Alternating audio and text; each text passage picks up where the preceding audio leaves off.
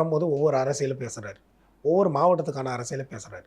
அந்த மாவட்டத்தில் இருக்கக்கூடிய அந்த மக்கள் உறுப்பினர்கள் என்ன செய்தாங்கன்ற கேள்வியை கேட்குறார். சட்டமன்ற உறுப்பினர்கள் என்ன செய்தாங்க என்ற கேள்வியை முன்னே எழுப்புகிறார். கரூருக்கு வரும்போது மட்டும் விதி விலக்கு கிடையாது.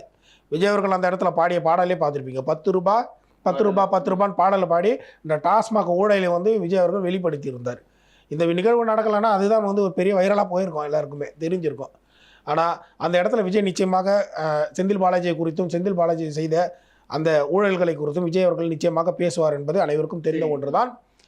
இந்த நிகழ்வுகளை திசை திருப்புவதற்காக இந்த நாடகங்கள் நடத்தப்பட்டிருக்கும். இது மட்டும் காரணம் கிடையாது. 2026 சட்டமன்ற தேர்தலில் விஜய் அவர்கள் வாகை சூடிவிடக்கூடாது என்பதற்காக, விஜய் அவர்கள் மீது பெரிய அவப்பெயர் ஏற்படுத்த வேண்டும் என்பதற்காக, மக்கள் மீது இருக்கக்கூடிய அந்த நம்பிக்கையை சீர்குலைக்க வேண்டும் என்பதற்காக இது மாதிரியான ஒரு திட்டமிட்ட ஒரு செயலில் ஈடுபட்டிருக்காங்க என்பதுதான் இப்பொழுது மக்களும் பேசிக்கொண்டிருக்காங்க. நம்மளும் அதை தான் சொல்கிறோம். தொடர்ந்து பேசுவோம் சார். உங்கள் நேரத்திற்கும் கருத்துக்கும் ரொம்ப நன்றி சார். நன்றி.